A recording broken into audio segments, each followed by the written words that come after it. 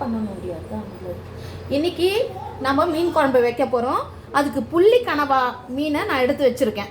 அதுக்கு தேவையான பொருட்கள் வந்து வெங்காயம் நறுக்கி வச்சுருக்கேன், தக்காளி வச்சுருக்கேன், புளியை வந்து கரைச்சி வச்சுருக்கேன், பூண்டை வந்து லைட்டாக இடித்து வச்சுருக்கேன்.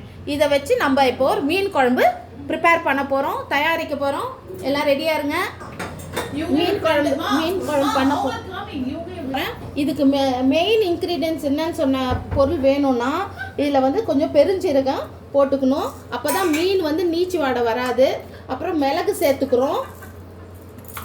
அதுக்கப்புறம் மிளகு, தென் கொஞ்சம் ஒரு கை வெங்காயம் போட்டு ஒரு அரை அரைச்சிக்கணும்.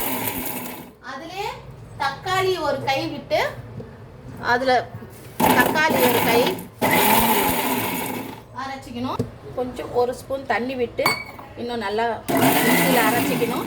அதுக்கப்புறம் பூண்டும் கருவேப்பிலை போட்டு ஒரு அரை அரைச்சிக்கணும். இதுதான் மீன் குழம்புக்கு முக்கியமான மசாலா. மீன் குழம்புக்கு ஃபஸ்ட்டு புளியை வந்து நல்லா இதை மாதிரி கரைச்சிக்கணும். கொஞ்சம் திக்காக கரைச்சிக்கணும். அப்போ தான் குழம்பு வந்து டேஸ்ட்டாக இருக்கும். நல்லா புளிப்பு தன்மையோடு. இந்த குழம்புக்கு வந்து புளி கரைச்சல் தான் ரொம்ப முக்கியம்.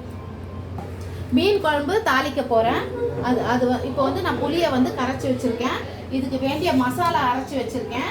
மீன் குழம்பு எப்படி தாளிக்கணும்னா நல்லா சொல்லுவோம். கடுகு போடணும், வெந்தயம் போடணும். இதை நல்லா செவக்கணும்.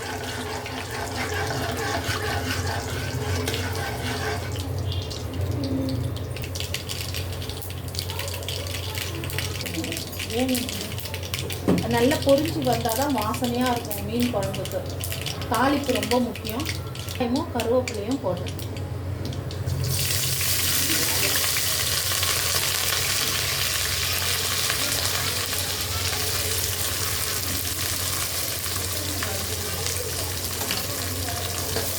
ரெண்டு கை வெங்காயம் போட்டால் நல்லா செவந்து வரணும்.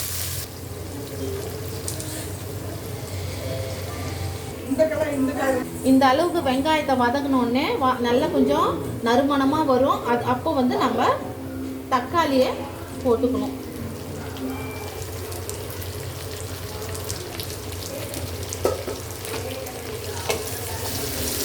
போட்டு நல்லா வதக்கணும்.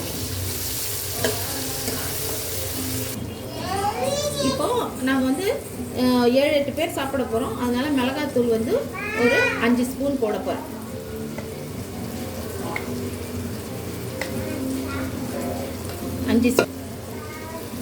மஞ்சத்தூள் போட போகிறேன். மாதிரி உப்பு போட்டுக்கிறோம். இதை வந்து அழகாக ஒரு குழம்பா நம்ம இப்படி கரைச்சிக்கணும். முக்கியமாக நம்ம அரைச்சி வச்சிருக்கிற மசாலாவை வந்து மீன் குழம்புல அழகாக சேர்த்துக்கணும்.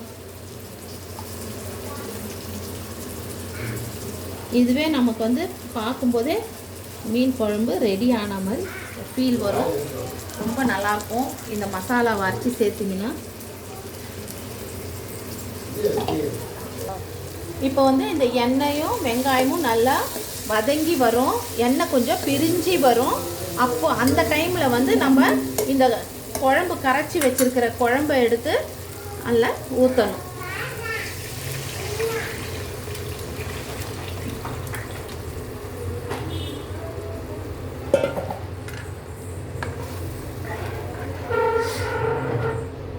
ஊற்றி நல்லா அழகாக மூடி வச்சிடணும்.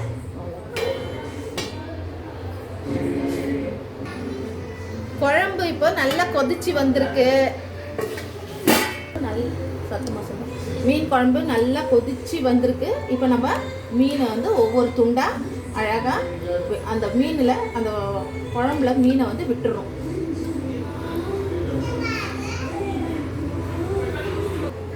இது கூடவே மாங்காய் துண்டுங்களும் இதுக்குள்ளே விட்டுறேன் மீன் கூடவே. இப்போ மாங்காய் சீசன். மாங்காய் குழம்பு, மாங்காய் மீன் குழம்பு ரெடி. போட்டுட்டு இது ஒரு 4 மினிட்ஸ் அப்படியே மூடிட்டோம்னா அப்படியே மீன் குழம்பு ரெடி. குழம்பு திறக்க போகிறேன். மீன் குழம்பு ரெடி.